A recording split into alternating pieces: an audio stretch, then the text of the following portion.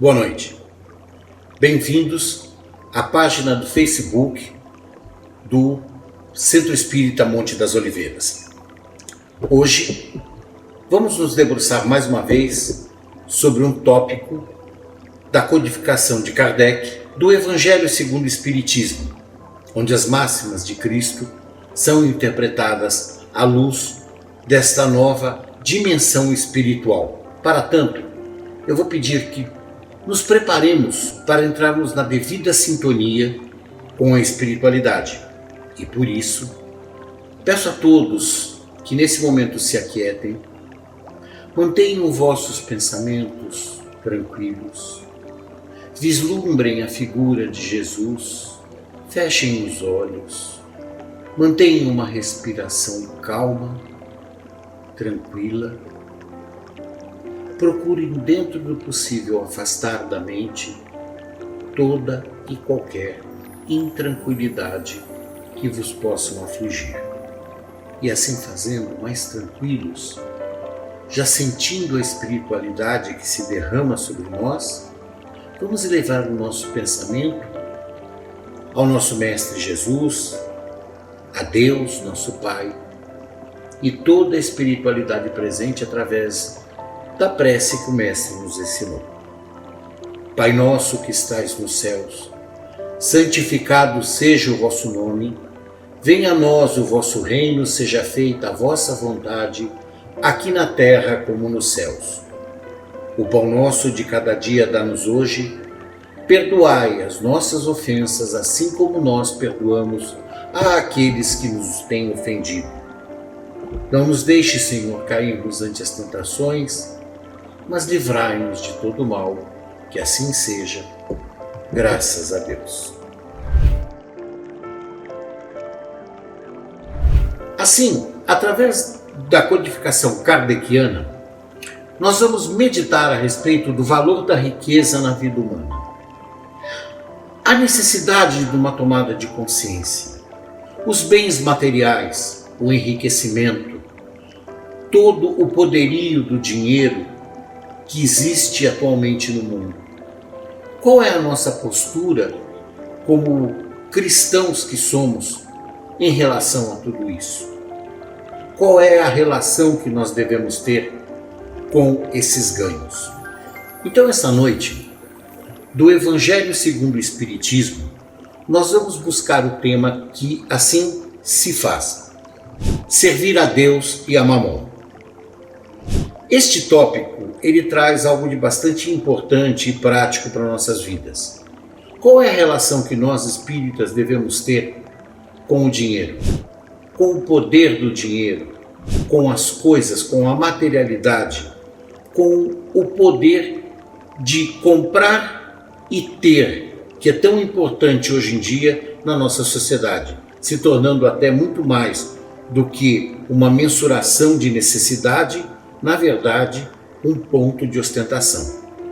É sobre isso que nós vamos refletir através desse tema. Muito bem, assim sendo, perguntamos: mas quem é Mamon? Mamon, na verdade, é um costume que veio da religião hebraica, talvez adquirido dos inúmeros exílios que trouxe com outros povos, mas na verdade é uma entidade que significa o dinheiro, o poder financeiro, o poder da riqueza. Mamon era tido mais como uma expressão do que propriamente uma adoração, um deus, alguma coisa. Era tido como um amuleto de sorte. Ele em si mesmo significa o poder e o dinheiro, aquilo que pode ser comprado, aquele que tem o poder sobre os homens através das posses que tem. Com o advento da primeira igreja, da cristianização, que depois tornou-se basicamente a Igreja Católica, nós vamos ter uma demonização dessa expressão e dessa entidade. Mamon passa a ser conhecido como um demônio ligado a um pecado, a avareza, que é considerado pelo dogma da Igreja Católica um dos 7 pecados capitais, ou seja, aqueles pecados que não estão sujeitos ao perdão, a não ser pela confissão. Dessa forma, Mammon ganha uma forma de uma imagem demoníaca, mas que não é esse o cunho em que se busca e que se tem nas Escrituras Sagradas e também na interpretação do Evangelho segundo o Espiritismo. O que acontece é que nós vamos estudar e vamos nos perceber o dilema da vida com riqueza, com bens materiais, com o conforto e a espiritualização do homem. Que é um dilema bastante difícil de ser verificado, porque pode-se conciliar toda uma abastança de vida, todo um grande ganho que se tenha financeiro, com uma atitude espiritualizante, com algo que indique a progressão do espírito. Nós vamos estudar sobre isso e vamos ver que é bastante interessante o ponto de vista. Kardec, quando abordou esse tema, ele vai e busca 5 passagens dos evangelhos tradicionais para que se possa fazer uma ilustração e nos permita pensar a respeito disso.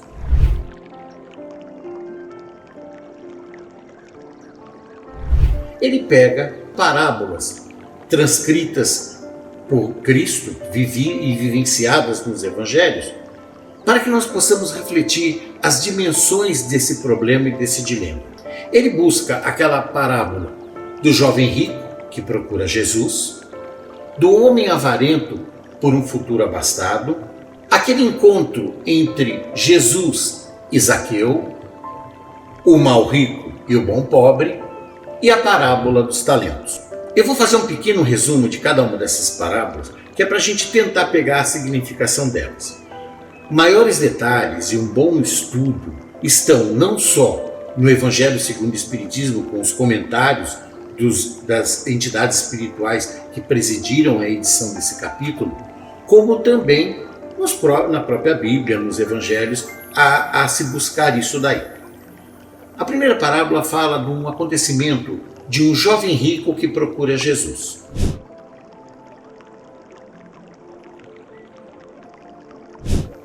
Ele pergunta ao mestre: Mestre, o que eu posso fazer para ser bom? Jesus retruca a ele que bom, na verdade, é só Deus. Mas que se ele quiser ser inserido na vida, nas coisas santas, ele deve seguir os mandamentos. O jovem retruca a Jesus: Mestre, eu tenho feito isso desde a minha tenra idade, seguindo todos os mandamentos. Jesus então devolve a ele um questionamento e fala: Se queres me seguir, volta à tua casa. Vende tudo o que tens, distribui aos pobres, volta e me segue. Ao receber essa orientação, o jovem saiu muito triste e cabisbaixo, porque, na verdade, apesar do desejo que ele tinha de seguir a mensagem de Jesus, não havia nele ainda o necessário desligamento das coisas materiais que o permitissem fazer esse ato. A segunda parábola, ou acontecimento, fala de um homem avarento que procura Jesus e pede que ele interceda junto ao irmão para que ele e o irmão dê a ele a parte da herança.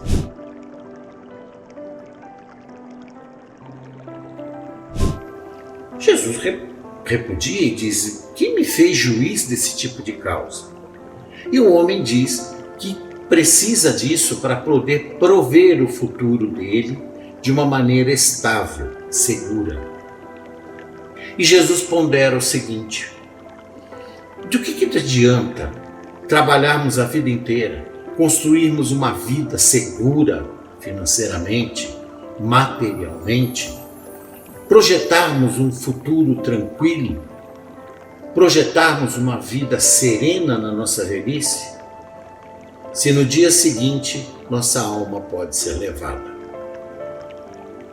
Fala da transitoriedade que temos nessa vida terrena. Do que adianta esta preocupação com o futuro, se não fazemos aqui e agora a construção dos nossos valores necessários? Por que precisamos nos preocupar tanto e gastar tanto do nosso tempo construindo um futuro que talvez nem consigamos alcançá-lo, como pensa a nossa razão simplista? Um outro ponto fala do encontro entre Jesus e Zaqueu. Quem era Zaqueu? Zaqueu era um cobrador de impostos. Ele é tido, o cobrador de impostos, no seio da sociedade judaica daquela época, era tido como uma pessoa pecaminosa, uma pessoa suja, compuscada mesmo, tá? Por fatos e atitudes que não coadunavam com a santidade dos judeus. Mas Zaqueu queria muito ver Jesus e subiu numa árvore. Quando o mestre estava passando para aquela árvore, viu Zaqueu lá em cima e falou com ele: desce, Zaqueu, pois esta noite quero cear na tua casa. Zaqueu, todo feliz, desceu, correu à casa, preparou toda a ambientação e recebeu Jesus. As pessoas que cercavam Jesus ficaram simplesmente chocadas. Como que o rabi, o mestre, podia tomar assento na mesa daquela criatura impura, daquele pecador, daquele homem cheio de pecados e de falhas? Zaqueu, durante a conversa que tem com Jesus, abre o coração ao mestre e diz que ele vai doar metade da fortuna dele totalmente aos pobres. Com a outra parte, ele restituirá a quem ele tomou uma parte por 4, para assim compensar essas pessoas. Jesus retorna para ele e diz: esta noite a salvação entrou na sua casa. O que quis dizer Jesus com isso? Ele percebeu, sim, a modificação do espírito de Zaqueu. Ele percebeu, Zaqueu, que todo aquele poder, que todo aquele dinheiro, que todo o prestígio que um cobrador de impostos pudesse ter, não supriam a necessidade que ele tinha espiritual. E percebeu que, abrindo mão de tudo aquilo, não mais precisaria se preocupar. É nesse momento que Jesus lhe dá a segurança necessária para dizer: esta noite a salvação entrou pela sua casa. Pois ele percebeu a remissão e a consciência do espírito de Zaqueu em relação a este poderio material e do dinheiro. Fala também Jesus da parábola do mau rico e do bom pobre.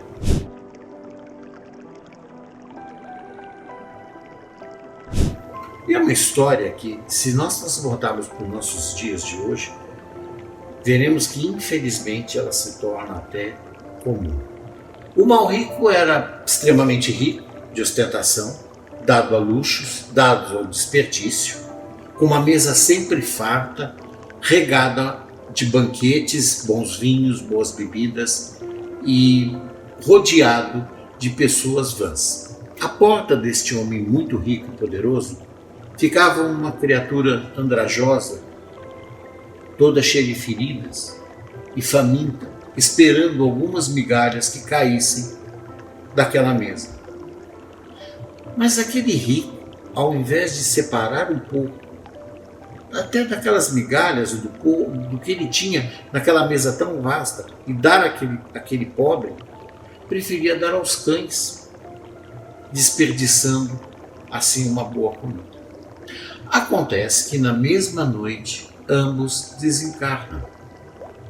E, alegoricamente, o espírito do bom pobre vai aos céus, ao paraíso, e fica no que se chama, convencional, o seio de Abraão, onde são recebidos os justos de Israel. Enquanto que o mau rico é aprisionado nos tormentos do inferno. Acontece que o mau rico, olhando para o céu, percebe a presença daquele pobre junto a Abraão e nas delícias do paraíso e clama a Abraão que o mande com um mínimo de refrescância, molhando os dedos na água, de satisfazer, de restaurar um pouco do conforto, porque a sua alma queimava. Abraão responde que isso é impossível, pois um imenso abismo divide os dois, sendo impossível a transposição. O rico, então, no momento de desespero, pede a Abraão que mande o pobre novamente à terra e avise os seus irmãos e parentes, para que eles não cometam o mesmo erro e venham a ficar no inferno. E porque Abraão responde: de que adiantará? Eles já têm as leis de Moisés, a Torá. Se não acreditam no que lá está escrito, como vão acreditar em alguém que ressuscitou? Contemporizando que a nossa vida espiritual ela é construída aqui, com os nossos sentimentos. Se nós concedemos misericórdia, se nós nos treinamos a perceber o sofrimento e aliviar o sofrimento do outro, nós teremos essa recompensa no mundo espiritual através de uma justiça. Não é à toa que fora da caridade não há salvação, é a viga mestra do Espiritismo. Não é à toa que os nossos atos são reconhecidos depois do nosso desencarne na sua devida proporção e na sua devida lealdade. Por último, é pensado dos evangelhos a parábola dos 10 talentos.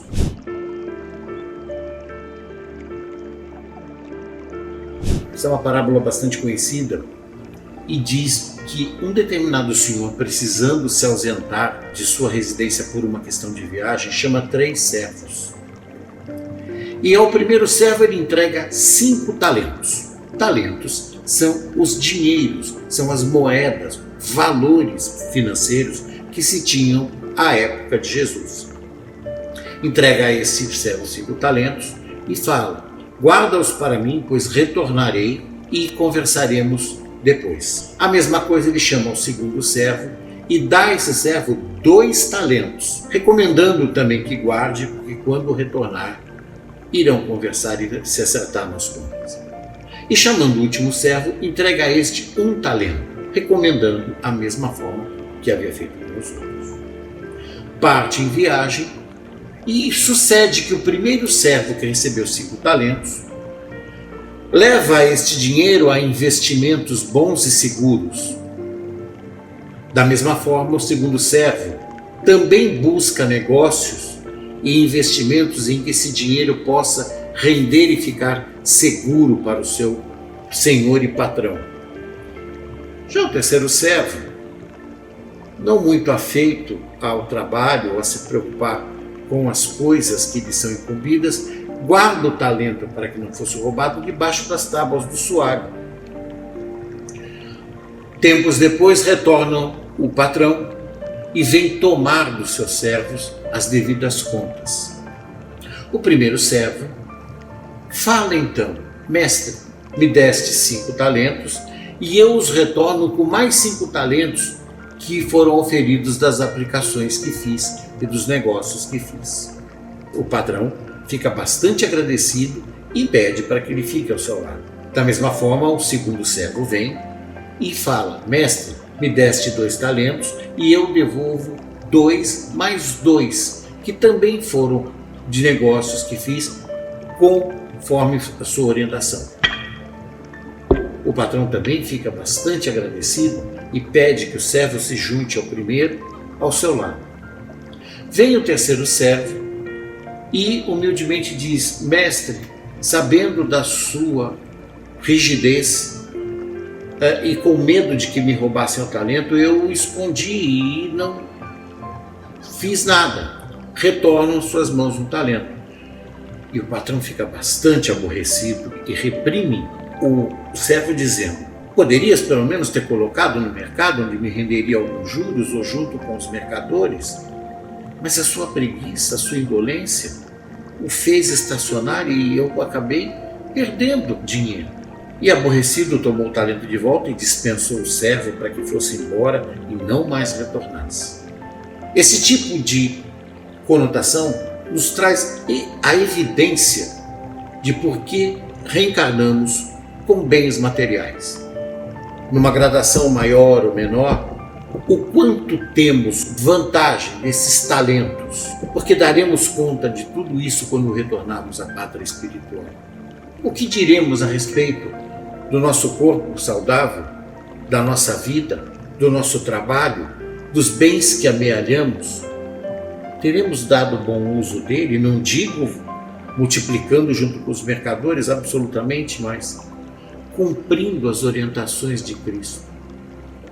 Temos usado a caridade? Temos colocado a misericórdia a trabalho para esses nossos bens materiais, para os nossos bens espirituais e corpóreos? Pois tudo isso nos será tomado conta quando retornarmos à vida espiritual plena. Porque a verdade, nada disso nos pertence e é tudo um empréstimo de Deus para que possamos fazer o aprendizado necessário. E isso é importante que observemos, inclusive a riqueza material também. Observando isso, verificamos que a reencarnação, na verdade, se torna uma bênção que Deus nos deu para que não só possamos corrigir nossos erros do passado, como também prosseguirmos no aprendizado espiritual. Esta reencarnação, ela é imensamente útil para que não ocorra a estagnação espiritual e possamos realmente reconhecer algo que foi feito indevidamente, retornando à pátria terrestre, refazendo, revivendo os momentos e nos reedificando novamente nos verdadeiros preceitos da vida. Quando reencarnamos, sempre conversamos com as equipes da espiritualidade, salvos exceções bastante graves e críticas. Quais são as provas e os detalhes da nossa vida aqui na Terra? Praticamente, não vou dizer que escolhemos as nossas provas, mas estudamos e concordamos com elas na medida em que voltamos da pátria espiritual para cá. E isso também se aplica à riqueza. De que forma? Por que alguém vem rico? Escolhe vir rico? É concedido a ele reencarnar na abastança. E para alguns, retorna de forma precária, com muita dificuldade material e financeira, quando não nas raias da miséria.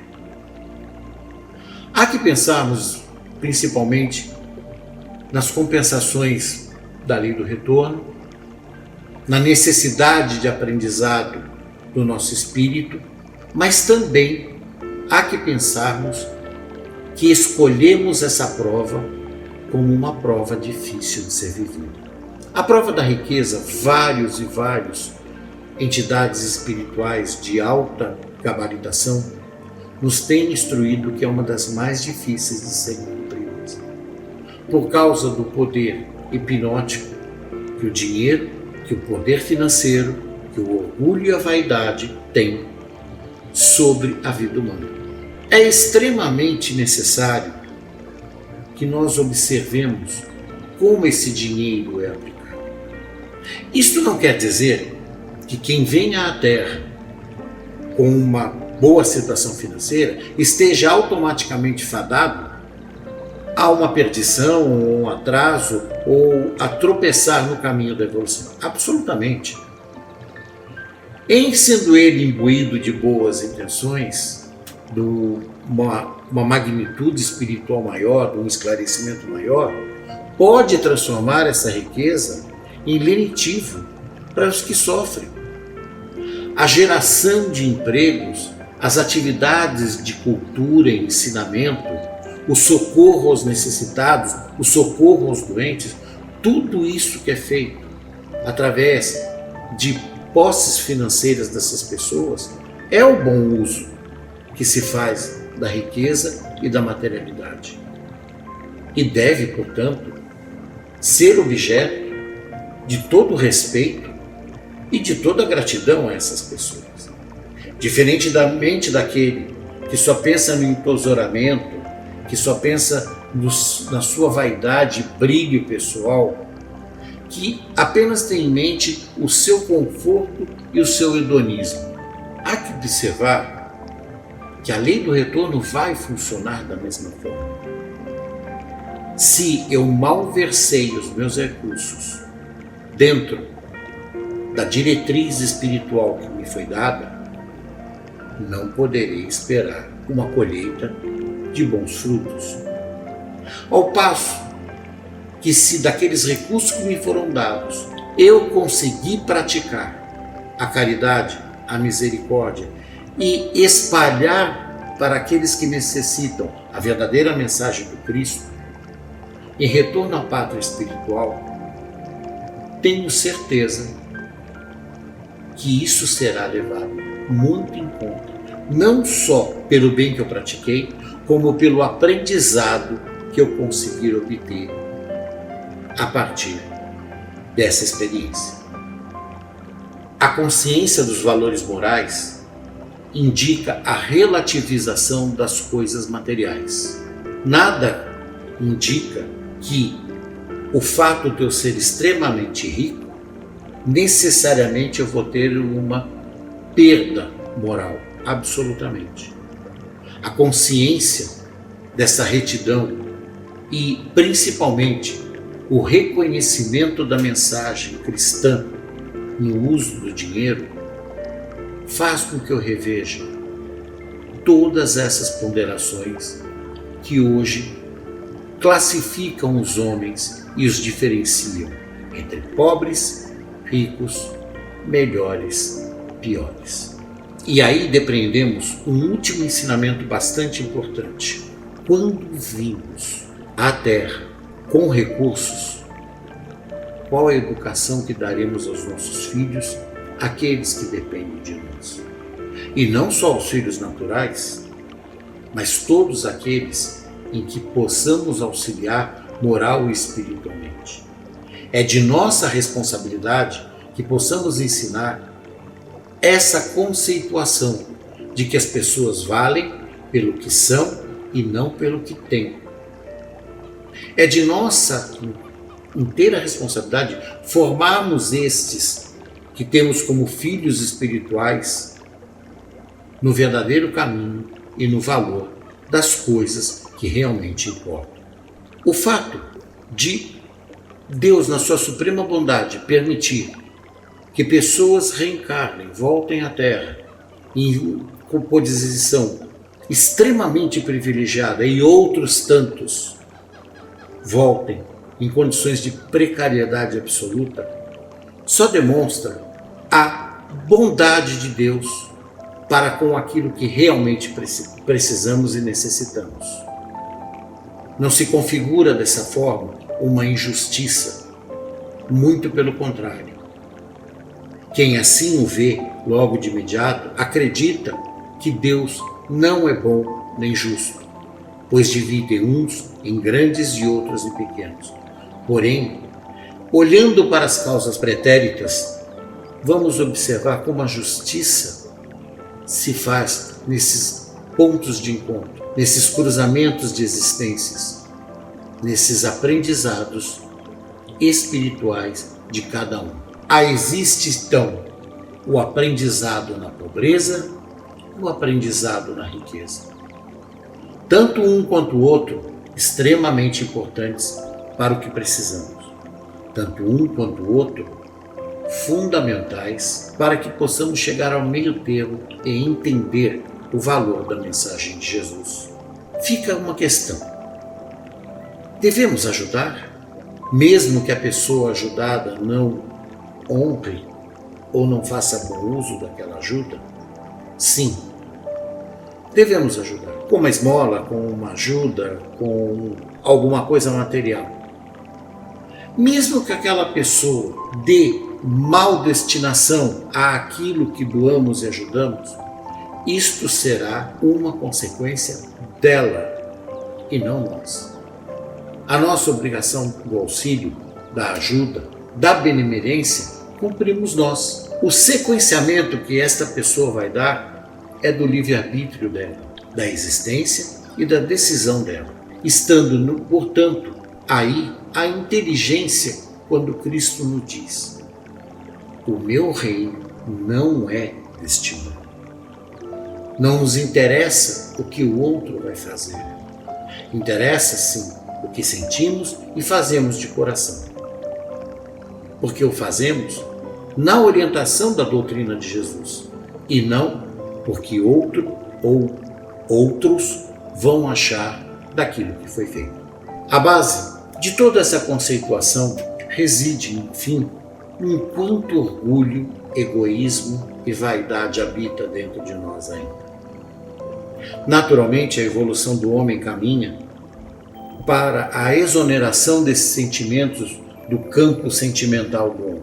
Mas é necessário, sim, que o homem evolua espiritualmente e sentimentalmente todos os dias. É através dessa sinergia de sentimentos e pensamentos que a Terra um dia conseguirá o seu grau de mundo de regeneração, onde não mais teremos o mal e conviveremos sim com verdades espirituais mais brilhantes e mais construtivas para nós mesmos. Dessa forma, cumprimos por completo o ensinamento máximo de Jesus sobre o amor, sobre a caridade e sobre a fé. Eu agradeço a atenção de todos. Convidamos vocês a retornarem aqui à nossa página para mais ensinamentos e mais palestras como essas que vão ter, agradecendo a toda a espiritualidade e encerrando esse momento com a nossa prece. Pai nosso que estás no céu, santificado seja o vosso nome. Venha a nós o vosso reino, seja feita a vossa vontade, aqui na terra como nos céus.